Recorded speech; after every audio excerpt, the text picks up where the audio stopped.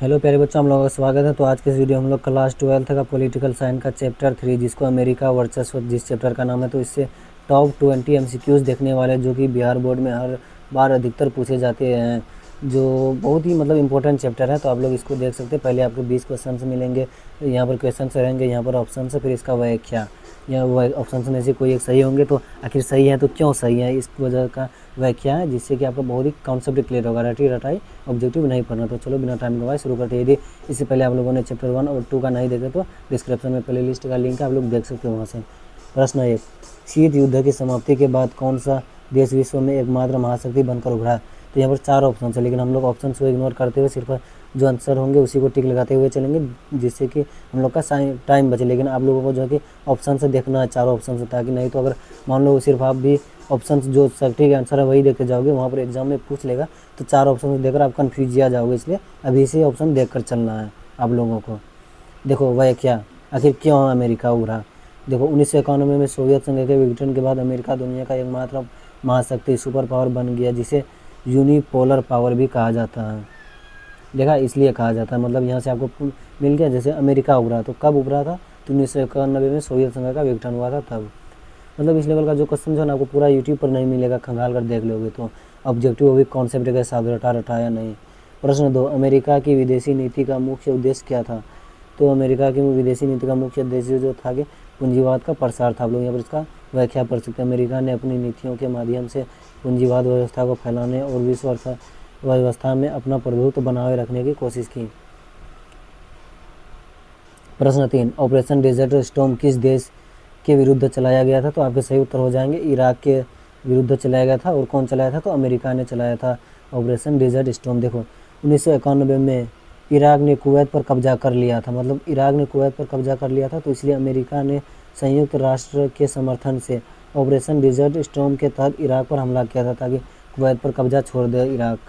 इस वजह से इस लेवल का क्वेश्चन कहीं नहीं मिलेगा आपको। पहले क्वेश्चन से फिर 4 ऑप्शन से इनमें से कोई एक सही उत्तर, फिर व्याख्या में इससे फ़ायदा होगा कि आपको रटना नहीं पड़ेगा, ऑब्जेक्टिव एकदम कॉन्सेप्ट के साथ क्लियर होगा, और 2 नंबर वाला क्वेश्चन को भी आप लोग आसानी से बना सकते हो। और ओवरऑल अगर यदि आप एक किसी भी चैप्टर का चैप्टर वाइज ऑब्जेक्टिव देख रहे हैं किसी भी बुक का, तो आपको जो उस चैप्टर का ओवरऑल एक अंदाज़ा लग जाएगा, समरी टाइप का, कि इस चैप्टर में क्या है, जिससे कि आप 5 नंबर वाला में भी लिख सकते हैं आराम से बनाकर, अगर आप अच्छा से समझते हैं तो क्या? प्रश्न 4, अमेरिका की सेना का सबसे बड़ा संगठन कौन सा? तो नाटो है।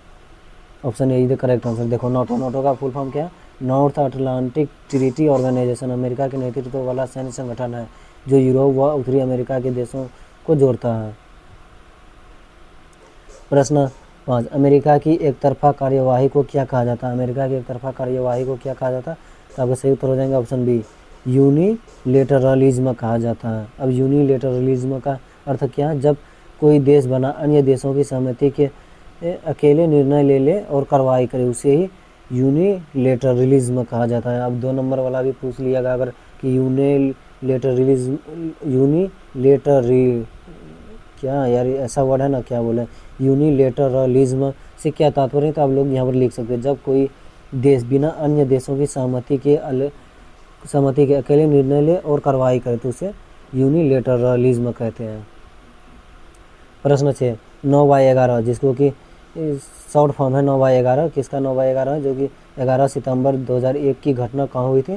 तो न्यूयॉर्क में हुई थी। आपको सही उत्तर हो जाएंगे न्यूयॉर्क, है ना। 11 सितंबर 2001 को न्यूयॉर्क के वर्ल्ड ट्रेड सेंटर पर आतंकवादी हमला हुआ था, जिसके बाद अमेरिका ने वार ऑन टेरर शुरू किया।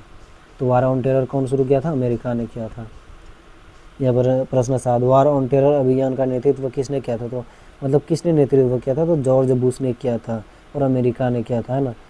1909/11 के बाद राष्ट्रपति जॉर्ज बुश ने आतंकवादी के खिलाफ विश्वव्यापी युद्ध की घोषणा की। तो यदि आप लोगों ने अभी तक चैनल को सब्सक्राइब नहीं किया तो कर लो यार सब्सक्राइब, और साथ में बेल आइकन भी दबा देना, ताकि इससे आपको बहुत ही बोले ना, अगर मेरा चैनल को फॉलो करते हो तो इस बार आपका ऑब्जेक्टिव जो है ना 100% सही होगा। प्रश्न 8, अफगानिस्तान पर अमेरिकी हमला किस वर्ष हुआ था? तो अफगानिस्तान पर जो कि अमेरिकी हमला 2001 में हुआ था। अमेरिका ने अफगानिस्तान पर 2001 में हमला किया था। देखो अमेरिका ने 2001 में अफगानिस्तान पर हमला किया ताकि अल कायदा और ओसामा बिन लादेन को ख़त्म किया जा सके। देखो और कोई आपको सिर्फ ये बताएगा कि अफगानिस्तान पर अमेरिका ने कब हमला किया, फिर अमेरिकी हमला किस वर्ष हुआ था, 2001 में, लेकिन मैंने इसको व्याख्या के साथ बताया, जिससे आपको ये फ़ायदा हुआ कि देखो क्यों किया, तो ताकि अल-कायदा और ओसामा बिन लादेन को ख़त्म किया जा सके, इसलिए। प्रश्न 9, इराक पर अमेरिका ने कब हमला किया था? तो इराक पर अमेरिका ने 2003 में हमला किया था। एक 1991 में किया था, तो वो दूसरा था जब वो कुवैत पर कब्जा कर लिया था इराक, इसलिए उसके कब्जा को हटाने के लिए किया था उन्होंने। ऐसे कुछ ऑपरेशन स्टॉर्म टेररिज्म, ऐसे कुछ नाम था अभी थोड़ा देर पहले। मैं अब यकीन ना हो तो 3 नंबर क्वेश्चन जाकर देख लो। व्याख्या, अमेरिका ने 2003 में वेपन्स ऑफ मास डिस्ट्रक्शन के बहाने इराक पर आक्रमण किया था। अब देखो किस बहाने किया था अमेरिका ने इराक पर हमला, तो वेपन्स ऑफ मास डिस्ट्रक्शन के बहाने। ये भी क्वेश्चन मिल गया आपको, इसलिए ना बोला इस तरह का क्वेश्चन आपको कहीं नहीं मिलेगा। प्रश्न 10, अमेरिका की हेजमनी किन 3 क्षेत्रों में सबसे स्पष्ट दिखती है? तो आपके सही उत्तर हो जाएंगे ऑप्शन ए, सैन्य, आर्थिक और सांस्कृतिक। आप लोग यहाँ पर व्याख्या पढ़िएगा तो ज़्यादा क्लियर होगा। प्रश्न 11, IMF और वर्ल्ड बैंक किसके प्रभाव में है? तो आपके सही उत्तर हो जाएंगे ऑप्शन बी, अमेरिका के प्रभाव में ही। इसमें जो ना अधिकतर अमेरिका ही सही होगा, क्योंकि हम लोग चैप्टर ही क्या है, अमेरिका वर्चस्व, चैप्टर नंबर 3 पोल साइंस का है, जो कि NCERT बुक से। हालांकि इसमें 2 बुक से सवाल पूछे जाते हैं, वो मैंने ऑलरेडी बता दिया है कि आखिर सिलेबस क्या रहता है। अब लोग यहाँ पर इसका ये क्या बोलता है, वह क्या, अमेरिका का इन संस्थानों में सबसे अधिक शेयर और प्रभाव, इसलिए निर्णय अक्सर अमेरिकी हितों के अनुरूप होते हैं। प्रश्न 12, सॉफ्ट पावर से क्या तात्पर्य है? सॉफ्ट पावर से तात्पर्य है सांस्कृतिक प्रभाव। सॉफ्ट पावर से क्या तात्पर्य है? सांस्कृतिक प्रभाव। यहाँ पर आप लोग पढ़ सकते हैं। सॉफ्ट पावर का अर्थ है किसी देश का अपनी संस्कृति, शिक्षा और विचारधारा से अन्य देशों का प्रभावित करना। प्रश्न 13, अमेरिकी फिल्मों और फास्ट फूड्स का प्रसार किसका उदाहरण? तो अमेरिकी फिल्मों और फास्ट फूड्स का प्रसार किसका उदाहरण है? तो सॉफ्ट पावर का उदाहरण। Option be the correct answer. अमेरिकी संस्कृति, हॉलीवुड, मैकडोनाल्ड्स, कोका कोला आदि दुनिया भर में सॉफ्ट पावर का प्रतीक है। प्रश्न 14, अमेरिका का आर्थिक प्रभुत्व किस संस्थान से झलकता है? तो आपके सही उत्तर हो जाएंगे ऑप्शन बी, IMF से झलकता है।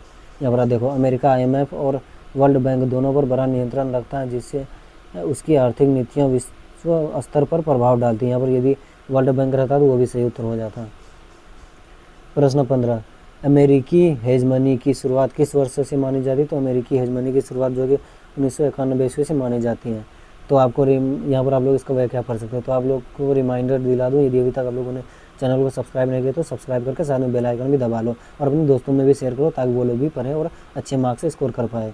प्रश्न 16, अमेरिका का संविधान किस पर आधारित है? तो अमेरिका का संविधान जो कि पूंजीवाद पर आधारित है। अमेरिका की राजनीति और अर्थव्यवस्था पूंजीवाद के सिद्धांत पर आधारित है, इसलिए तो अमेरिका आज भी दुनिया का सबसे नंबर 1 देश है।